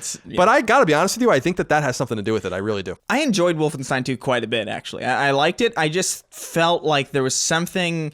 It was a game that wanted me to play it like it was Doom, but wouldn't let me. Like, this is a guns blazing kind of FPS, like, go out and shoot Nazis, and like, yeah, I'm ready. And then you go out and then you get pegged twice in the knee, and then you're crippled, and then you die in like 10 seconds. Dude, it was so hard. Like, I was frustrated because I'm like, I can't play this on hard without... I like playing my games on hard. Yeah, no, me too. And I like that. I felt like it wasn't designed for it, but the game wanted you to do it. So every time you gave into what the game was very clearly designed to have you do, which was just kind of go out and like guns blazing, it punished you for it. And I was just like, this just feels weird. I love the story in it because it's just so ridiculous. Yeah, when you go to Venus in the story, it's pretty cool. I had the most fun with that, just like the ridiculous narrative that happened. Yeah, and Hitler is like very prominent in it, which is it's very well written, it's very well made. I just think that they put a little too much meat on the bone, which is a little strange of a complaint. Like I want a 15-hour shooter campaign. That's it. I don't need any of this other shit. I don't need a hub and side quests and shit. That's not what I want. I'll take a 6 to 7 hour shooter as long as it's like really good. Doesn't need to be 20 hours. So that's what I hope that they learn. Yeah. I don't know if people took to that. It seems like a lot of people didn't take to that, so I don't know what necessarily is going to happen there. But we will find out. But that was the game on the list. And it's worth noting as well that, in this lead up to Wolfenstein 3, which this is kind of leading into, hopefully they get, a chance to... my assumption is that they are going to make it, but it just seems like Wolfenstein 2 didn't sell very well. It was on sale actually pretty quickly. And so, Youngblood's still coming out. We'll see how it all does. And I'm excited about it. And I know my conspiracy theory about why Wolfenstein 2 was well received by critics is a little strange, but I do believe that. I don't think it's necessarily wrong. I think that definitely plays into it. I do think there is a lot to like about it. I just think there's, again, man, just the way they scale that difficulty was just such a nightmare for me, personally. All right, we're in the top 5 now, Chris. Yeah. We're in the top 5 games. Look at that. Number 5 on our list is Sekiro Shadows Die Twice. That comes out March 22nd. From Software is the developer. Activision, interestingly, I'm always fascinated by that, is publishing this game. Chris, this was second on your list, so it got 9 points. It wasn't on my list, got cut off at the end. Talk to me a little bit about Sekiro and why you're excited about it. It is a Dark Souls game with grappling hooks that lets you be a samurai or something of the sort, and I'm excited. It looks fun. It looks awesome. There's verticality in a Souls game, which is the one thing that I didn't like about the majority of Souls games. was the fact that you just felt rooted onto the ground, and it's like, okay, I can dodge, I guess. It's slow and lumbering. Yeah, and it's like you feel lumbering, but this one is like you're like grappling onto things, and it doesn't feel like overpowered. It doesn't feel like you have too much control. It still feels like, it looks like you still have weight to your character, but you just have more freedom with it. And I love that. They showed like a gameplay trailer at E3 where, I don't know if it was like some troll, I don't know, some giant enemy picked him up and threw him over a house. And I was like, oh my God, I love that. I'm really excited. I'm a sucker for grappling hooks, man. What I'm interested in with this game is, are we getting to a tipping point with these kinds of games? From Software obviously makes their own games, but also Tecmo Koei is now kind of in the game with Neo, and Neo 2 is coming out probably in 2019. So we have Bloodborne, we have Dark Souls being re-released constantly. We have Sekiro. I wonder if people... It reminds me a little bit of my Metroidvania thing where I'm like, there is such a thing as too much of a good thing. And I don't know that you want these games constantly. I think that right now the release schedule is good. We're good. But I wonder if like we get a Bloodborne 2, which I think we're going to get. And I wonder if we get like another Dark Souls game from Bandai Namco or whatever the case might be. I don't know if From can even develop all these games. But yeah. I wonder if we'll get to a point where we're like, we don't really want this anymore. Or it's not as clever anymore. Maybe. Well, I'll say this. Bloodborne was... probably the only game that I really liked in that genre. I never really cared for the Dark Souls games. I always felt like they were kind of janky, and again, I just felt like I wanted more freedom. It looks like an improvement. It looks like something that is offering something similar enough to be in that vein, but still different enough to justify its existence. So as long as we keep getting things that justify themselves in how new they feel in the different settings, like I think the Tenchu kind of setting is really awesome. I think it was supposed to be a Tenchu game, wasn't it? Yeah, and Tenchu's been dormant for a long time. Because as far as I know, I could be wrong about this, but the Tenchu IP was owned by Acquire. I think Activision bought the IP, then they sold it to From Software, but From Software has never made a Tenchu game.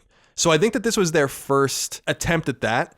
This would be an old marriage between the old publisher of Tenchu and the developer that now owns the IP, and then they just made it something else. And I think that that's very wise. Yeah. Tenchu is a totally dead franchise. I think it's really cool. Stealth Assassins was a great game, for instance, but no reason to go back to that well. Yeah. Make a new IP. Yeah. And that's probably what Activision said, is like, we're going to publish this game. We want an IP. That it probably is a Tenchu game that they were like, okay, well, let's call it something else because Tenchu's not selling. Number 4 on the list, Chris, is Rage 2. Mm-hmm. Rage 2 comes out in 2019, and it'll come out in the first half of 2019. Avalanche Studios is developing it. Bethesda is publishing it. Chris, you had this 5th on your list for 6 points. I had this 8th on my list for 3 points. So 9 combined points. Talk to me a little bit about why you're excited about Rage 2. It looks beautiful. It's an id Tech game, as far as I know, right? Yes. The idea of an FPS... I love FPSs. Like I've been such a big fan of this genre for the longest time, and I know it's kind of like... It's the genre that gets scoffed at the most. It's like, it's just, people look at it kind of like the popcorn movie kind of genre, or at least in my experience. But I think there's a lot of fun to be had, and there's a lot of creativity to be had in that genre, and I think there's a lot of, I think it's undervalued in that respect, and this looks beautiful. It's a Doom-style FPS in an open world developed by Avalanche, who makes some of the most ridiculous sandboxes I've ever seen. So, including one that just came out in Just Cause 4. Yeah. And Mad Max is one of my favorite games or open world games of the generation, I think, and they made that as well. I just looked it up, by the way, and just to correct myself, it's not running on id Tech. It's actually running on Just Cause's proprietary engine, which is interesting. Yeah. Wow. Which is interesting because Just Cause is a native third-person game, too. So. That's shocking because it looks remarkably good. Yeah, the original Rage ran on id Tech 4, I think. Yeah. So it would make sense that it ran on, but it's not. Wow. Which I guess shows you how not involved it is. I'm actually even more impressed at the fact that they managed to get that engine looking that good. Yeah, because Just Cause doesn't look particularly great ever. No, it doesn't. And I just looked, because I was looking it up. I'm like, is this on id Tech 6? And then it was like, it's not on id Tech at all. So I'm like, oh, okay. So yeah, no, I think the game looks great. The original Rage was interesting because that was an id game, but it's like the id game that no one acknowledges. Like you have Doom and Quake and Wolfenstein, the old Wolfensteins. No one really cared about Rage, and Rage was a little bit ahead of its time, and I'm a little surprised that they've not re-released it. I wonder if they're going to do that like early in the year or something like that. I think that'd be very wise. For people that never played Rage, it's kind of like Borderlands. It's like a prettier Borderlands that's maybe a little more sterile. It is definitely more sterile. I played it because it was on, or when they had the trailer for Rage 2, I noticed that it was on backwards compatibility on Xbox One. So I was like, oh, okay, it's free. So I'll give it a shot. And it is definitely a Borderlands kind of game. It's not as funny, or as, well, funny, I mean, that's subjective. It's not as humorous in tone, and it is very sterile. It is kind of lonely, which I don't know if that was intentional, really. The physics engine in that game is hilarious, though. Like, flying off your ATV is some of the funniest. Like, I constantly do that, and I was like, okay, that's enough. I'm going to shut it off. I'm excited. I think I was surprised that they were even working on this. Yeah, me too. This was a weird pull for me. I was like, I didn't know why. There was no demand for this game, so they're delivering something that's they're going to have to fight for on the market, and I think that it's wise. I think that single player bound first person shooters, Bethesda's kind of carrying this torch, and I'm happy that they're doing it because there's not, I love first person shooters too, but I don't like playing them online. I just like the perspective and I like the gunplay. So I think Rage 2 is going to be a pretty good game, and I think it belongs high on the list, and it is high on the list, but it's not as high as number 3, which is Doom Eternal. Mm-hmm. Doom Eternal is not guaranteed for a 2019 release date. It might come out this year. id Software is developing it internally. Bethesda's publishing it. Chris, this was first on your list. This wasn't on my list at all. Not on my list mostly. I loved Doom 2016. Mostly not on my list because I don't believe it's coming out this year, but I didn't want to deprive you. So talk to me a little bit about Doom Eternal. It came out of nowhere to me because when they announced that they were making Doom in the first place, they were like, hey, we're going to make a Doom reboot. It's Doom 4, but it's also a reboot or whatever. It's the continuation, kind of. I looked at it and I was like, why are they doing that? Like, that's the dumbest thing I could ever even imagine. Like, why would you do that? Doom is dead. Doom's been dead for ages. And you're going to, like, put this at, like, who asked for this? Yeah, Doom, the long way to Doom 4, basically.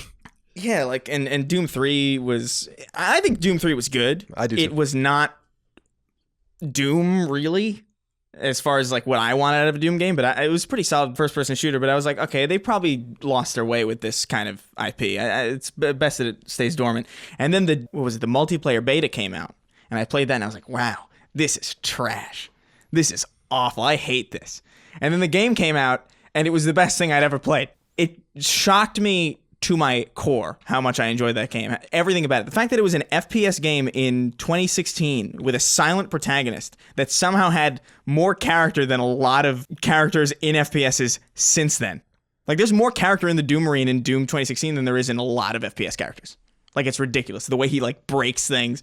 Hey, be careful with those things. They're very important and they're very valuable. He's stomping on them. And it's just that game is so emblematic of why I like FPSs. It's because it informs you so much without ever breaking you out of anything. If they can deliver that with more gameplay variety, with nicer looking environments, with more level variety and weapon variety, which it looks like they're doing, there's a lot more verticality in it.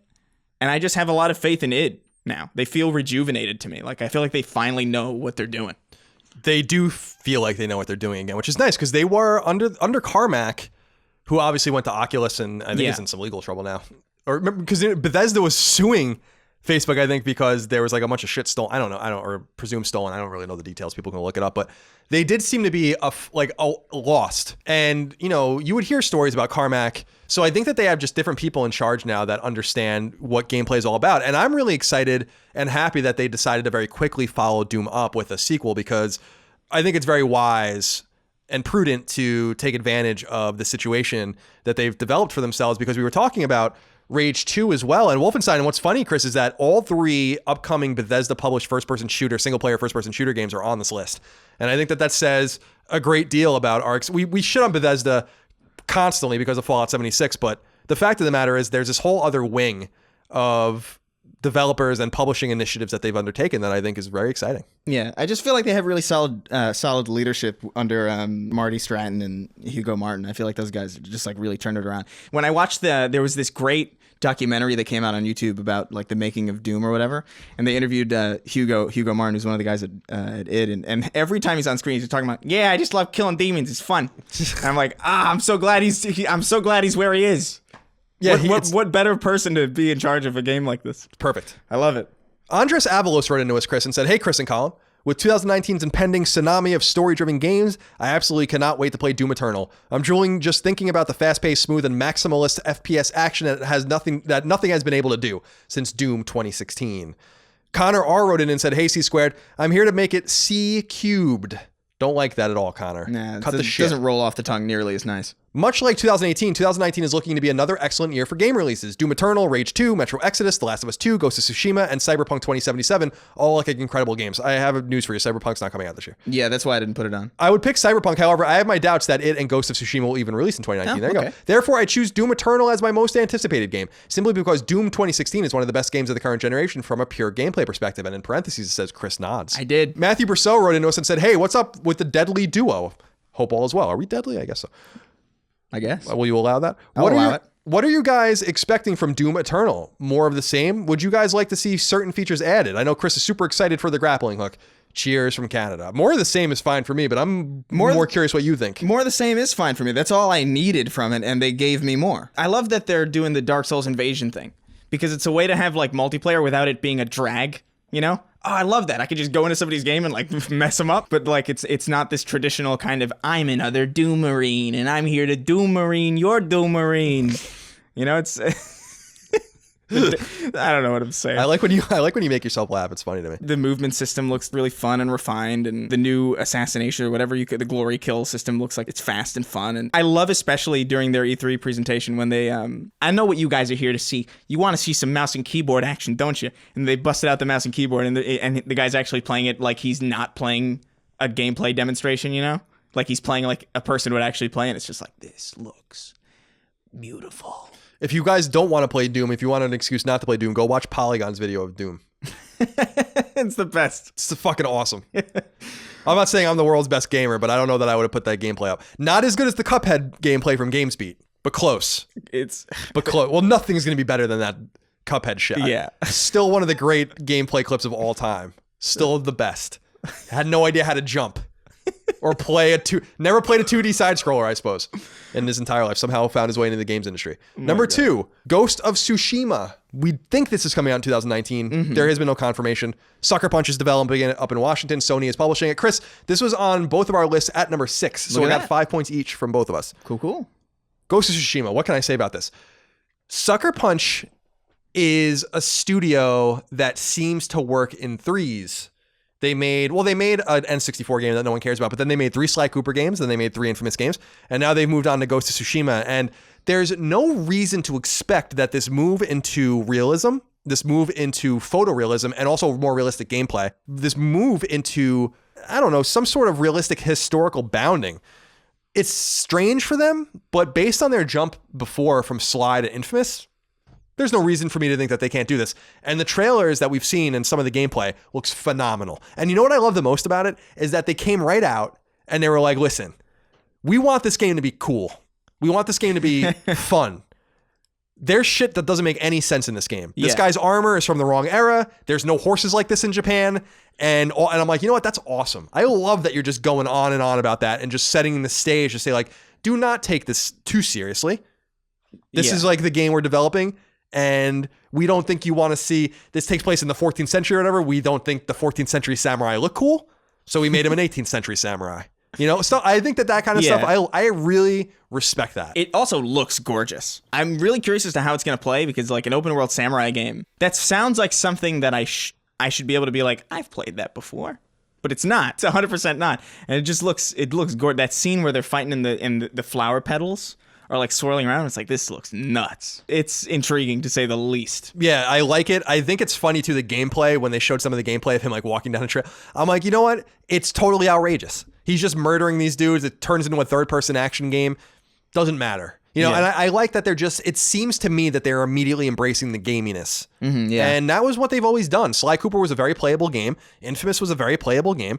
They've gotten away, obviously, from kind of agency and choice, I think. I don't think you're going to see that in Ghost of Tsushima, which was a big part of Infamous. I get excited about that because I'm like, you know what? These guys have shown a different side of themselves, and a lot of them are the same people. A lot of the same people that worked on Sly are the same people that worked on Infamous are the same people that are working on this game. And I know what it's like to know people at developers when they're like, it's time for us to do something else. And, you know, who would have thought that Naughty Dog could have made something like The Last of Us after making something, you know, very pulpy like Uncharted, or they made Crash Bandicoot. Studios change. And so I think that Sony could have very easily said, you know what, you guys need to make another Infamous game, or you guys need to make Spider-Man. But they didn't do that. And by the way, it would have made perfect sense for them to make Spider-Man. Yeah, no, 100%. So it took a lot of foresight for them to be like, you know what, you make this game instead. And What I can't wait for are the inevitable social justice slanted articles about how a team of American, mostly white men in the Seattle suburbs made a game based on Japanese history. The only reason no one's angry about that yet is because no one knows that, you know? Yeah. But they'll figure it out. When the dev diaries and stuff start going out, we'll start seeing all that. Oh, man. Christian Ruas wrote into us and said, hey, fellas, I'm very excited for Ghost of Tsushima. The art alone is stunning, like Chris said. So at the very least, visual porn is guaranteed. But I'm excited to see what Sucker Punch has up their sleeves. Grew up with the Sly Cooper trilogy and thank that series for my love of gaming. Thanks for your work. Have a good day.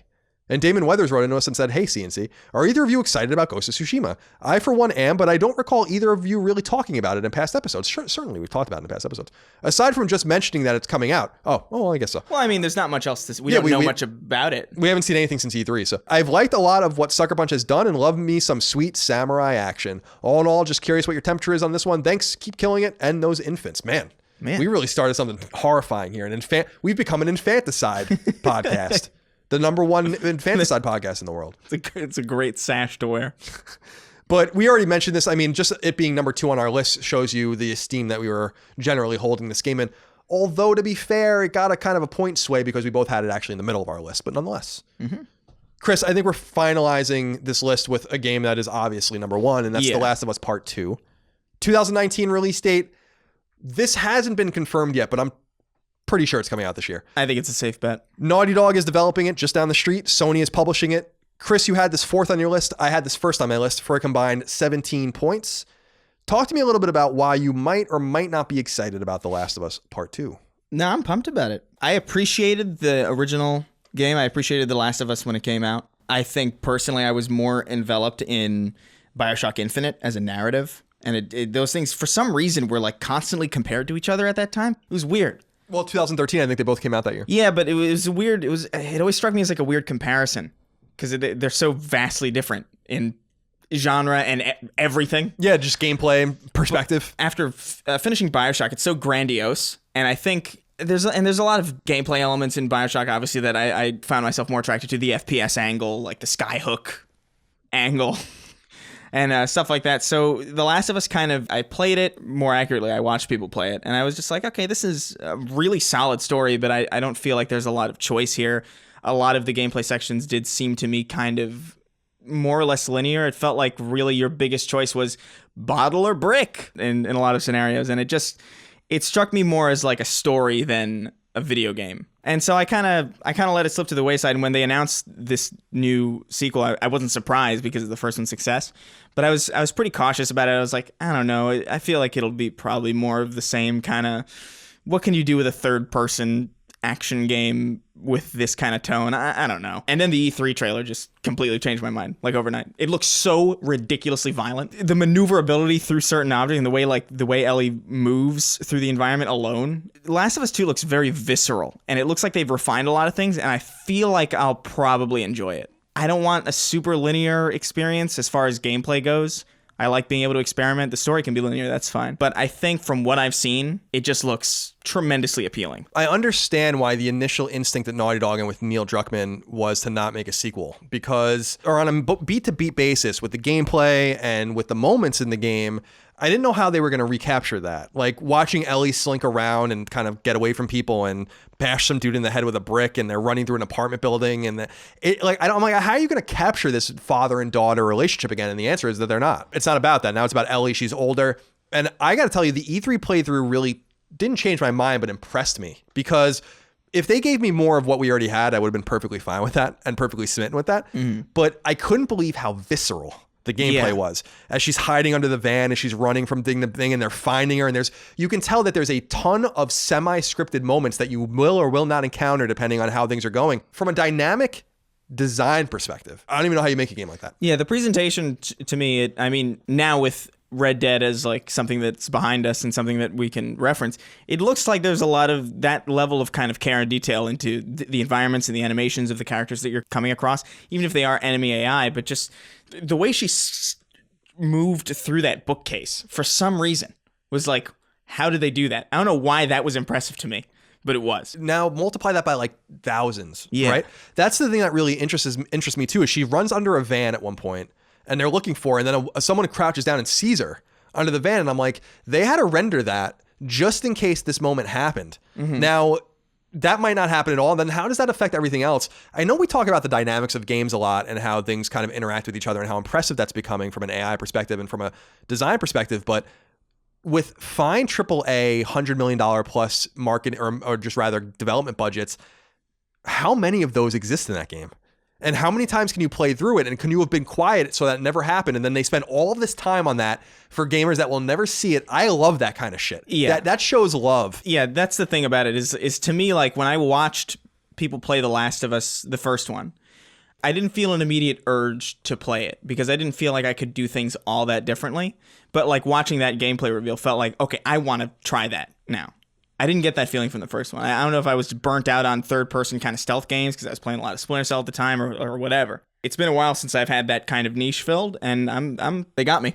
And I'll tell you this too, Chris, that game is violent, and what I love about it is that the more people complain about it, the more violent the trailers become. And I don't know that that's not intentional. You know, the last one, they were literally hanging someone way darker than the original Last of Us, which was incredibly fucking dark. Like, really dark. And I love it because now it's got a religious overtone, which is awesome. I always love that. I think that that's super haunting. And Ellie's a little bit older. We don't know what happened to Joel. The reveal trailer when she's in the cabin singing, like, I don't know that Joel's in the game at all. Like, I think that... He might not be. He might be dead. Like, because he's there in that and he's talking to her, which is cool. But I wonder if they just did that. I wonder if that's even in the game, you know? Yeah. And I would love it if I'd love if Joel's not in the game. I think that would be super cool, you know? And maybe you do a third one. Maybe not. I don't think they will. I think that they probably had to get their arm twisted to even do this one. But maybe they do a third one that takes place another 15 years in the future where Joel's like maybe he's alive. Maybe he's an old man. Maybe you go back and play as him again. I'm getting way ahead of myself. They hooked me. And as you know, I was originally very skeptical of it. And it's not easy to change my mind. Unless you got a grappling hook, in which case it's pretty easy. But I can guarantee you no grappling hooks in this one, I imagine. Although grappling hook in Uncharted 4, so that must have been appealing to you. But yeah, no. And you know what? I'm fine with it not having a grappling hook. Brian Fink wrote into us and said, Last of Us Part 2, without a doubt. We'll be taking multiple days off from work surrounding the day to replay the original and then the sequel. Try not to have too many expectations for it, but in Neil we trust. I think very wise for you to trust what Neil's doing here. Remember, too, Uncharted 4 was not my favorite Uncharted game, and I think that it had a lot of problems. I think that it was too much. There wasn't a lot of gunplay in it, and you could tell that they kind of cobbled it together, and I think they did a really nice job, but you know, Neil wasn't involved in that project at all, and then they came in and saved it. So it's not only that he's making his own shit, it's that like he has an idea and an understanding of how it all works. That's why he's the vice president of the studio now. He's a key player. John Geiger wrote in and said, definitely The Last of Us 2. Do you guys think it's wishful thinking for a summer release? It seems like for the most part, AAA games don't come out in the summer, and with Days Gone pushed back, it feels pretty unlikely we'll see it before the fall. Thanks. Well, remember, The Last of Us came out in June around E3 in 2013, but I do agree with you. With Days Gone being pushed, I would assume... My guess now is August or September for The Last of Us and November-ish for Ghost of Tsushima. We also have the little Dreams in there. Dreams not competing on those levels, though. I know, but I just don't know if they want to step on, like, it seems like maybe one a quarter. Maybe. I feel like Dreams is going to be a PlayStation Plus game. Maybe, I feel like it's going to be one of those things like, hey, get a PS5. I don't know. I don't know what the heck they're going to do. So I understand what you're saying here, John, about the summer release, but remember that the original came out in the early summer, and... I think you're right on that its proximity to Days Gone is going to be problematic. If anything, that might... I don't know. We were talking about Ghost of Tsushima and Doom Eternal being on this list and Dying Light not being guaranteed 2019 release dates, but realistically, Chris, this might be the one that makes the most sense to kick because of Days Gone. Like, I just don't know how you can release them back to back unless you get Ghost of Tsushima out first and then you make The Last of Us a November game. You make Ghost of Tsushima like a September game, but that's tough. That wasn't the intention. It is a tough one. I just don't see him kicking The Last of Us for Days Gone. I just don't see it. I feel like they're like, we're set in stone here, and we're Naughty Dog. So, I mean, people are obviously way more excited for The Last of Us, and they're not going to get Days Gone in place of The Last of Us. I just don't think that's going to happen. I think people are looking forward to The Last of Us, and the people who are going to get it, and it's going to sell big. And Days Gone coming out before it isn't really... I don't think it's a threat to them. I think it's a threat to Days Gone because people are going to be like, oh, Last of Us is coming. Do I really need this? Do I really need something that I can probably bet on is going to be really good or something that I'm not quite sure about? Sure. That's fair enough. Yeah. We'll see, though. Michael Lepper wrote into us and said, hey, Colin and Chris. My most anticipated game for 2019 is The Last of Us Part 2. I'd like to know if you guys think the sequel can capture what was so special about the first game or can even exceed expectations. The Last of Us is one of the best games of the last 10 years and can even be considered one of the best games ever. Knowing Naughty Dog's track record, I am sure they are up for the task. Now, I will say this. and I don't throw these terms around loosely, I do think that The Last of Us is very easily in the top 10 games ever. And it's that way for a lot of different reasons, from performance perspectives, from design perspectives, from gameplay perspectives. That's what's most exciting about the sequel is, what if it exceeded your expectations? What if it's even better than you think it is? And I know we were talking earlier about the hype train and all that kind of stuff, but if there's one ticket that I would punch for the hype train where I'm like, this game could very well be even better somehow than the original one, it's this one. They've yet to release a game, really, that doesn't some way meet expectations. They've never let anyone down since Jack and Daxter generation, and even then, I mean, I don't know when the last time they let anyone down. Yeah. So that's an immense amount of pressure to make a game under, but they do it. They've done it over and over consistently. Again. Yeah. So it's exciting to think about the fact, Chris, that we might get a game that's even better than the original Last of Us. And that's not what I'm going in expecting, because I think I'm going to be disappointed. It was like going into BioShock Infinite and expecting BioShock again. That's not going to happen. No. But you got something pretty damn good. And so we'll see what happens. Robert Graham wrote into us and said, hey, fellas, this one is a bit political. Have either of you two seen fan complaining about Naughty Dog's social justice warrior-like behavior? Several Naughty Dog devs have caused a bit of a ruckus on Twitter, and Neil himself has cited Anita Sarkeesian as an influence, not to mention they retconned Nadine and Chloe to be a romantic couple via holiday tweets, or a holiday tweet. I'm not sure I feel strongly either way. What's your take? Thanks, as always. I thought that was in the DLC. I didn't play the DLC for Uncharted 4. I'll admit I didn't either. Lost Legacy? I thought that's where that came from. Anyway, we were talking about this earlier. First of all, I know a lot of people at the studio. I'm personal friends with Neil. I know who these, a lot of these people are. I know the nature of they make what they want to make. If you can look at the trailers for this game and think that there's any worry about what anyone's perspective is when they're fucking hanging and stabbing dudes and shooting people through the throats with bow and arrows, they don't give a fuck. Neil is making his game. Yeah. They're making their game. And I actually personally find Naughty Dog to be one of the least social justice-y developers. There's nothing about their games that's social justice-y. They haven't submitted to anyone's pleas. Their three most popular protagonists are all white people. It's not like that's not right or wrong, but what I'm saying is that they didn't make The Last of Us Part 2 with a Hispanic woman as the protagonist. You know what I mean? Yeah, I don't see that. People tend to conflate.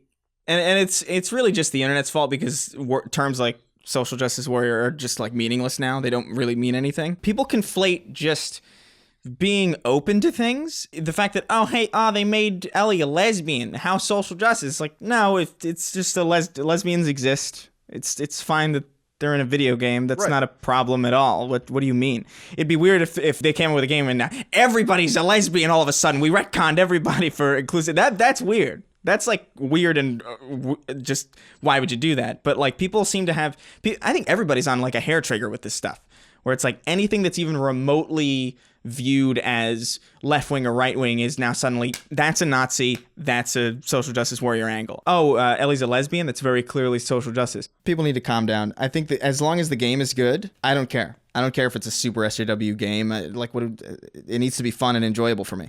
Right. And as long as it does that, then fuck it. They could be whoever. They could be whatever they want to be. Yeah, I just think that people are kind of misjudging them. Yeah. And like what they're all about. They're not one of those teams. There's no indication in any of their games that they're one of those teams. Just as Chris was saying, just because Ellie's a lesbian, or just because Chloe's a person of color, or Nadine's a black woman. By the way, Nadine was played by a white woman in mocap and in voice acting, which was very controversial. And they did that knowing that they were going to get blowback, and they did it anyway, and they stuck by that decision. So to me, I look at things like that where I'm like, they don't seem to really give a shit. They just are making their games, and and knowing Neil and breaking bread with him many times and in speaking with him, I'm confident that those things don't play. They're just doing what they want, and everybody's got to really, we all got to just really calm down with this stuff, because it's getting grating. This is SJW. This is, I saw a video of like somebody talking about like how there's a fight scene in one of the Avengers movie, in Infinity War, where all the females of the team fighting these two female villains is like, look at this forced female empowerment. It's like, what? It's just a fight scene. What are you doing? People are crazy, man. Yeah, they are, and it's just gotten totally reductive and stupid. I agree with you. It's just stupid at this point. Now, Chris, before we wrap up, we've done our 16 games, but I'd be loath not to mention that some others wrote in with some of their favorite games that are not on our list. And so I wanted to read their letters real quick in the last 5 minutes or so as we wrap up our show. Do it. Nate Harris wrote in for Kingdom Hearts 3. He said, mine is Kingdom Hearts 3. Been waiting for it almost half my life. I turned 25 this month, and I'm most excited for a game that now stars Frozen characters and emo anime teens. I think my quarter life crisis just started in this moment. I was planning on taking a full week of leave from my big boy job to play this game. I don't know who I am anymore. Maybe I need to take a moment and reevaluate my life. Keep up the great podcast and hope you enjoy the holidays. Thank you for your candor. Yeah, Nate. He seems to get his finger on the pulse. Sean Mason also wrote in about Kingdom Hearts 3 and said, hey, CNC, much to the disdain of you two. Again, we don't care what you like. No, it's fine. It's totally fine. Yeah. My most anticipated game of 2019 is Kingdom Hearts 3. Not only did I grow up with this series, I'm a 23-year-old 7th grade English teacher, but it also was one of the main reasons why my best friend and I became friends. While I was in 6th grade, I was gushing over seeing Jack Sparrow stand next to Sora, Donald, and Goofy. My now best friend approached me and asked, I can't believe you like this game too. We instantly clicked and have been friends ever since. I'm hoping Kingdom Hearts 3 can have that same effect on some of my students. Keep up the great work. You just named exactly why Kingdom Hearts 3 is completely unsettling, but I'm happy you're excited about it. Yeah, that's totally fair. Zaya Emanuel wrote in and said Kingdom Hearts 3. Do you think Kingdom Hearts 3 is going to live up to its long wait time, or is it doomed to fail? I tell you right now, Kingdom Hearts 3 is not going to fail. No. Will it live up to its... you guys have to tell me, well, if it's going to live up to its expectations. But Kingdom Hearts 3 is going to sell millions and millions of copies. I have my roommate's super excited about it, but even he was like, I told him, hey, did you hear that Kingdom Hearts 3 went gold? It's done. And he's like, yeah, okay, sure, yeah, okay. Sure. It does seem very early, doesn't it? No, he just doesn't. He just doesn't believe it until it's in his hands. He's like, I'm not going to believe this. That's the way you should feel about any Square Enix game.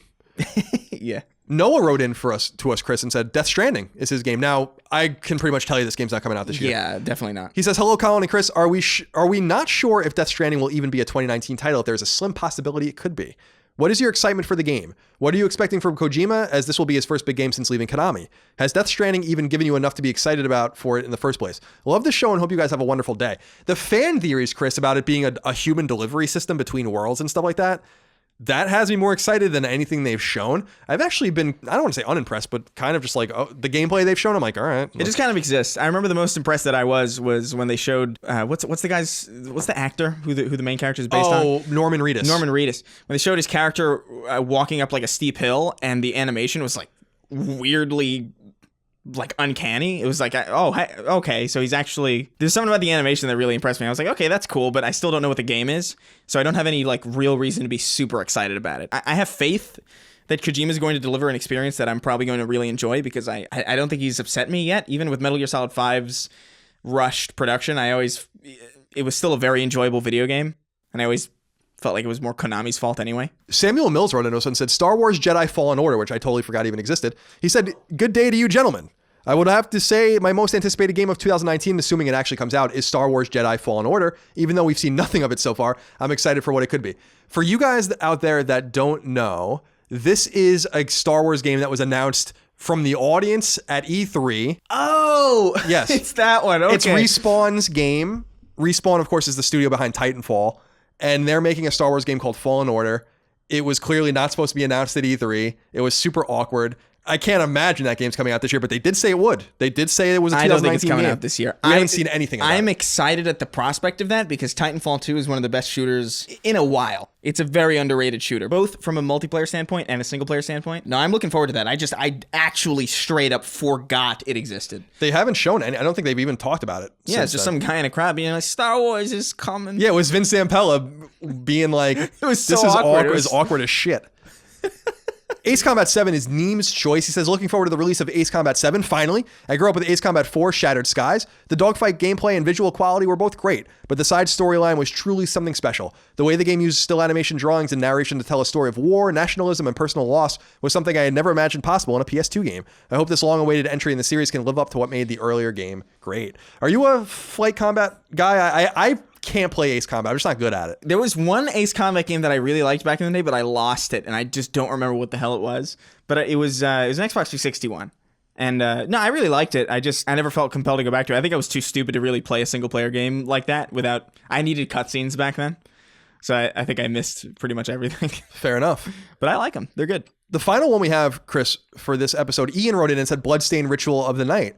As a massive Superman fan, I was heartbroken to see Sefton Hill of Rocksteady say that they're not working on Superman. Of course, this doesn't mean they're not working on a rumored Justice League game, but man, my heart can only take so much. Rumor after rumor, fake leak after fake leak, enough. I give up. I'm really looking forward to Resident Evil 2 Remake and Bloodstained, Ritual of the Night, though I have concerns over Bloodstained. Bloodstained got knocked off my list because of the recent development of Way Forward now jumping in on development at the nth hour.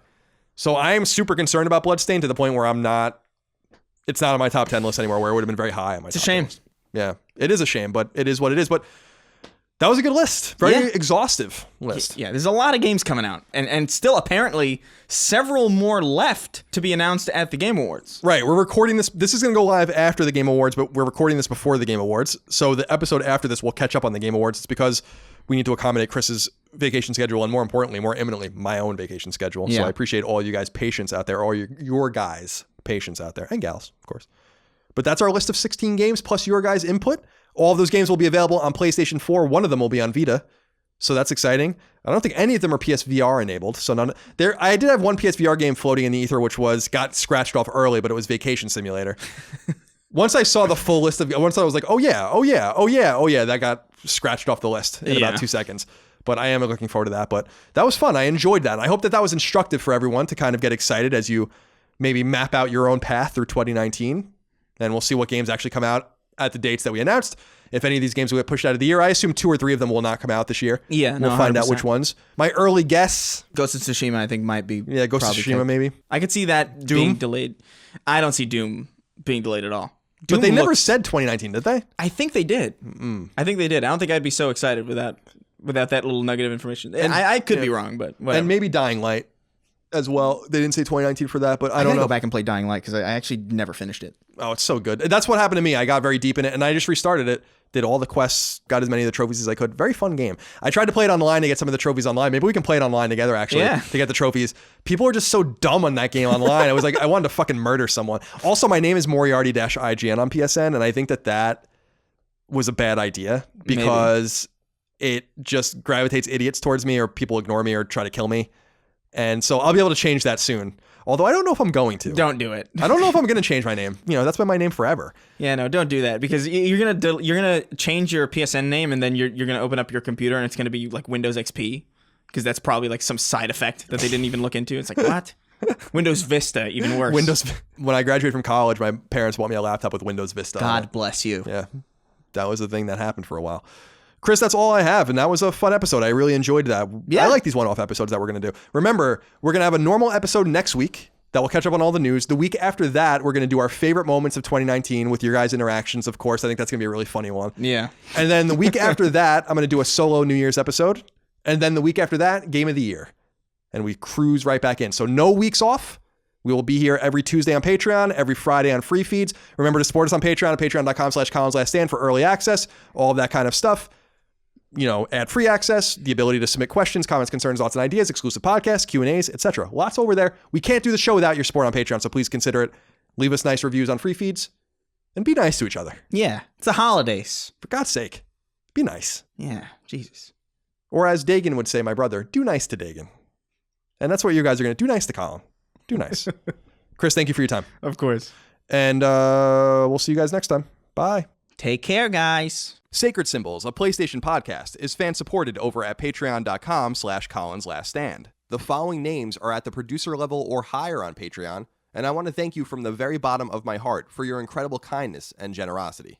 Morgan Ashley, Sean Battershaw, Martin Beck, Fred Bentz, Michael Betts, Eric Bishop, David Blodel, Mark Boggio, Spencer Brand, Lennon Brixey, Matthew Brousseau, Josh Bushing, Austin Bullock, Dylan Burns, Alex Cabrera, Brian Cacciatolo, Will Caldwell, Luis Cancato, William O'Carroll, Matthew Carter, Brian Chan, Travis Chandler, Sean Chandler, Kenneth Charr, David Chestnut, Simon Conception Jr., Brad Cooley, Cutter Crow, Nick Cummings, Daniel Diamore, Daniel Delanikos, Travis Depew, Mitchell Durkash, David Ellis, Albert Escobar, Brian Fink, Joe Finelli, Eric Finkenbeiner, Stefano Fontana, Fotios Frangos, Connor Gajian, Alexander Gates, Michael Gates, Salem Ghanem Al Ghanem, Daniel Glassford, Tyler Goodwin, Josh Gravelick, Ryan Greenwood, Miranda Grubba, Andres Guzman, Tyler Harris, Kyle Hagel, Wyatt Henry, Asa Haas, Azan Isa Al Raisi, Josh Yeager, Justin Yeager, Paul Joyce, Greg Juliffs, Jeremy Key, James Kinslow III, Ryan R. Kitreg, Christian Larson, Jackson Lassiqua, Donald Laws, Joe Lawson, Don Q. Lee, Ashlyn Lee, Anthony Lencioni, Patrick Leslie, Dustin Lewis, Keith Adrian Lewis, Chad Lewis, Mark Liberto, Aaron Litwiller, Lou and Ray Clay Loper, Colin Love, Josh M., Ryan T. Mandel, Peter Mark, Joe McPartlin, Wyatt McVeigh, Dennis Meinchin, Andrew Mendoza, Christopher Midling, Albert Miranda, Patrick Malloy, Betty Ann Moriarty, Abe Mukhtar, Brian Nietzsche, Josh Netzel, Adam Nix, George Anthony Nunez, Brian Ott, Jorge Palomino, Todd Paxton, Brendan Peavy, Marius S. Peterson, Enrique Perez, James Perrone, Eric A. Peterson, Jason Pettit, Matthew Plaster, Lawrence F. Prokop, Michael Renner, Peter Reynolds, Jonathan Rice, Toby D. Riemenschneider, Austin Riley, Atenogenis Rojas, Petro Rose, A.G. Rowe, John Scholes, Christopher Schaefer, Michael Shanholtz, Toby Shootman, Joshua Smallwood, John Tabanillo, Ahmad Tamar, Ben Thompson, Carl Tolman, Tam Tran, Adam Van Kuren, Oakley Waldron, Justin Wagaman, Mike Wayant, Tyler Woodall, Corey Wyatt, Tony Zuniga, Supershot ST, Ethan, Throw7, Infinite, Beric, Mubarak, Richter86, Dav9834, Titus Rex, Donk2015, Gavin, and Random Guy Radio.